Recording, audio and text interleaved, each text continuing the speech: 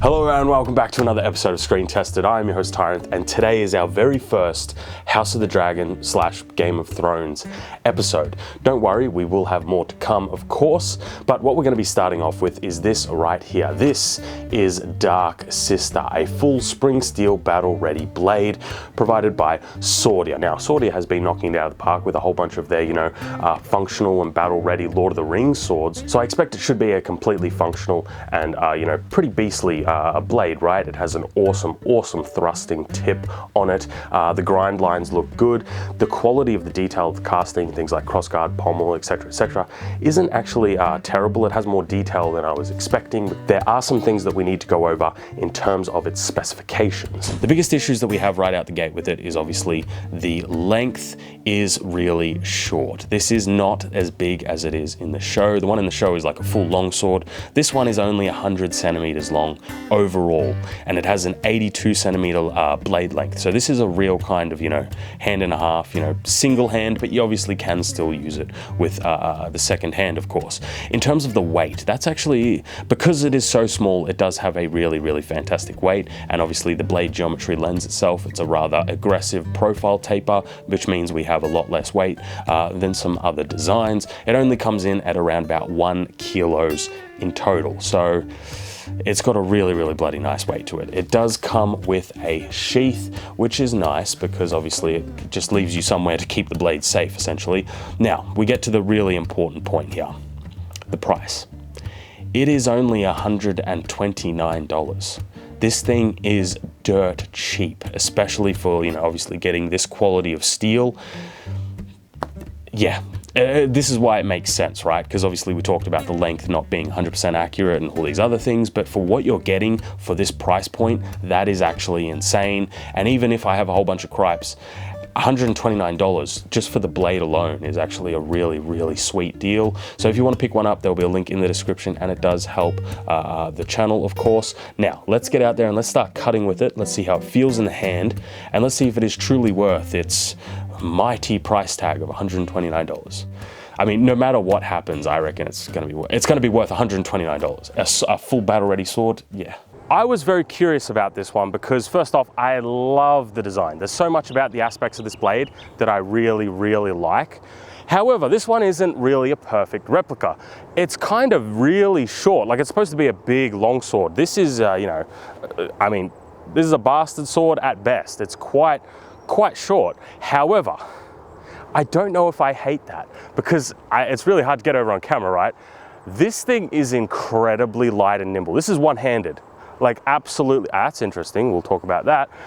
It is very light and nimble for a one-handed sword. I absolutely love how it feels in the hand, but it's not completely accurate to the show, obviously. It has a gorgeous profile taper. So the profile taper is it getting thinner towards the tip, as well as an ever so slight distal taper. But it means that this thing, thrusting, is going to be visceral. So I've got something we can test it when it comes to its thrusting. So in the hand, I'm actually really a big fan of it. Now, in terms of its replica kind of accents, all that sort of stuff, in the pictures, I thought it was going to look worse than this. I think this looks good. I quite like it. I thought it looked different in the pictures. Maybe I was looking at the wrong pictures. Now, there are some issues that I'm already noticing. With these, what are they called? These little transitions to the risers here, these have kind of some sharp burrs on them that haven't been removed, because these are like complex castings, right? So if you move your hand up and down, there is some little catch points. So that's something to be mindful of. I quite like the detail on the guard, but there is that to note that this is not a perfect one-to-one replica. It's kind of a little bit of, I would say, more of a heavy inspiration. But I'm not saying that's a bad thing, because how it feels in the hand is incredible.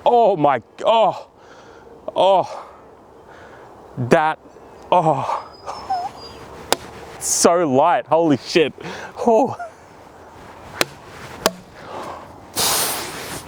Yeah, okay, so I'm instantly noticing these fucking little spikes though. That is something to be very mindful of. But before we got to that point, it was feeling really nice, especially in one hand, right?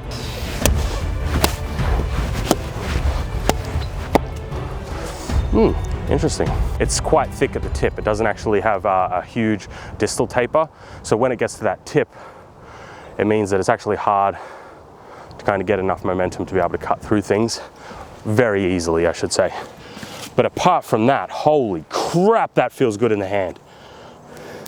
Let me rephrase that. These little sharp riser things do not feel good in the hand, but the blade itself feels nice in the hand. It feels incredibly lively. Let's see how it goes with the bottles though, because this will be interesting. That was a little teary, man. Interesting, interesting, interesting. Let's try this one at the tip. Did I get you guys? Good. Yeah, it's not cutting as clean as I would like. All right, one more. I'm gonna do a thrust this way because I don't want it to bloody splash me again. Special.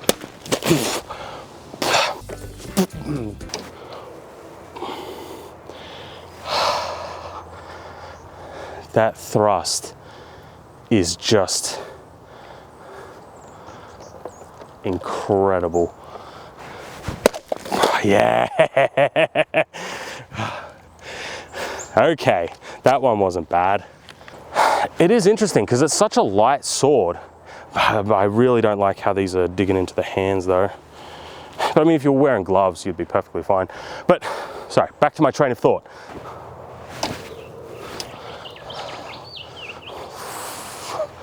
Let me turn that very quickly, of course. Nice. Okay, that's a good one. All right, maybe it was just a bit of my edge alignment, who knows? Let's test the thrusting, because I want to test this against mail, because that's what this point here is probably going to do really well against.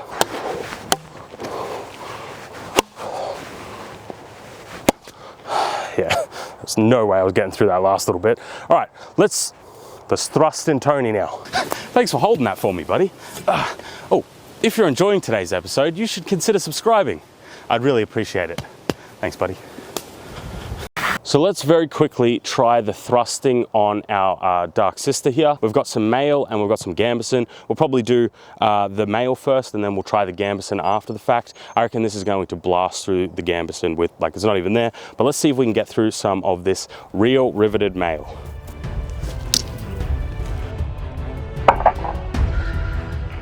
So I was able to bust through the mail ever so slightly. We'll try that one again.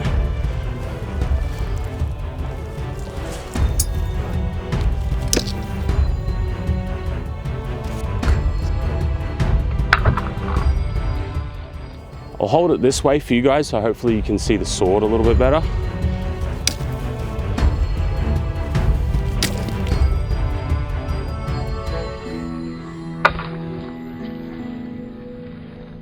That one, I mean, it made it cut through a couple of links, but it didn't really go far enough to consider what I would say is actual damage. And then of course the obligatory just bare Gambesson.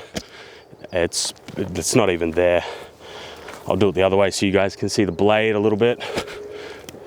Barely anything, not even trying. Straight through.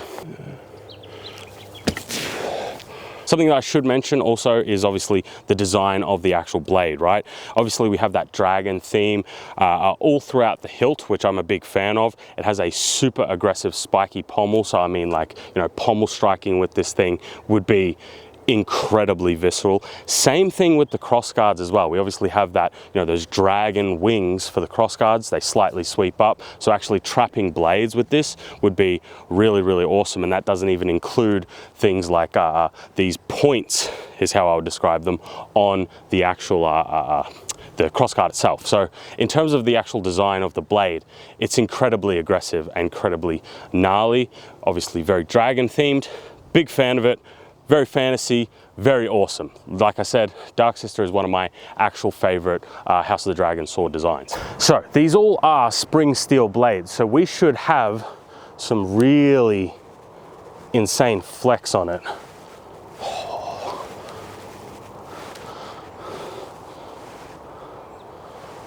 I mean, yeah, it's still good.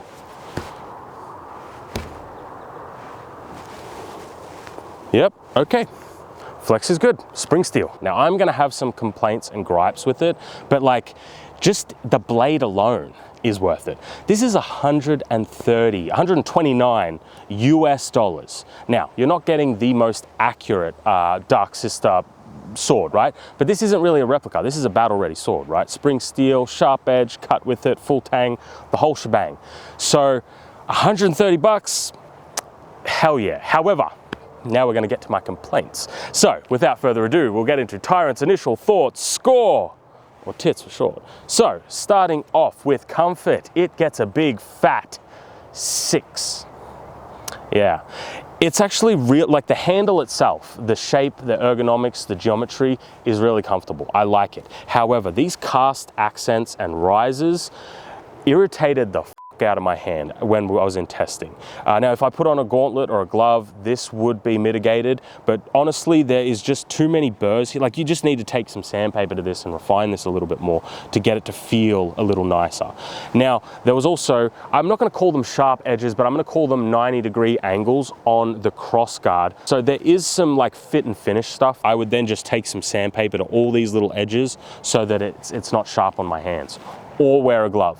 One of those ones. But, so, big fat 6 for comfort. Next up, design. I mean, the design is fantastic. This is a thrusty boy. Not only that, it's good in one hand, it's good in two hands, it's lively, it is a beautiful, like the geometry on this is gorgeous. Gorgeous. So for the design, guess what it gets? A nice big 10 out of 10. Next up, wieldability. As the official sword, like if you actually went and got one and you took down these little issues, you 10 out of 10. But because this particular version does have a little bit of sharp edges around it, I'm definitely going to have to take, because it does affect how you wield the thing, right? So I'm going to give this I think 8. I think an 8 for wieldability.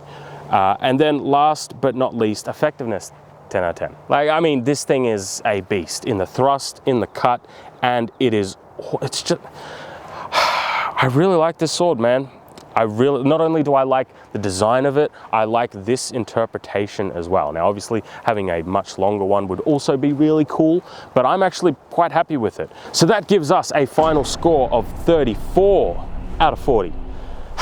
That's a little bit of a disappointment because this is a 40 out of 40 sword. Like the design of it, if it was refined in it would just fix up some of the issues. This is a perfect sword, perfectly functional, fantastic. However, this particular example that I have here, this functional, real Dark Sister, does have some issues with the comfort, specifically on the hand. Like it is starting to irritate the palm of my hand a bit. Now, if you want to pick one of these up, there'll be a link down below, and it does support the channel if you grab one. And it is $130. That's it. Like, I'm actually, I thought it was more than that. I looked up the price, I'm like, holy shit. But for a full battle ready spring steel blade that is this refined, like the blade itself is bang on, I think it's worth it. Hell yeah, it's worth it. But that is going to be all for today. I genuinely hope you enjoyed. Let me know what you thought. I really dig the House of the Dragon interpretations of the swords because they are fantastic in my opinion, same as Blackfire. So that is going to be all. Thank you guys for watching. Remember to subscribe if you haven't already. And as always, I'll see you next week in another episode. Have a good one.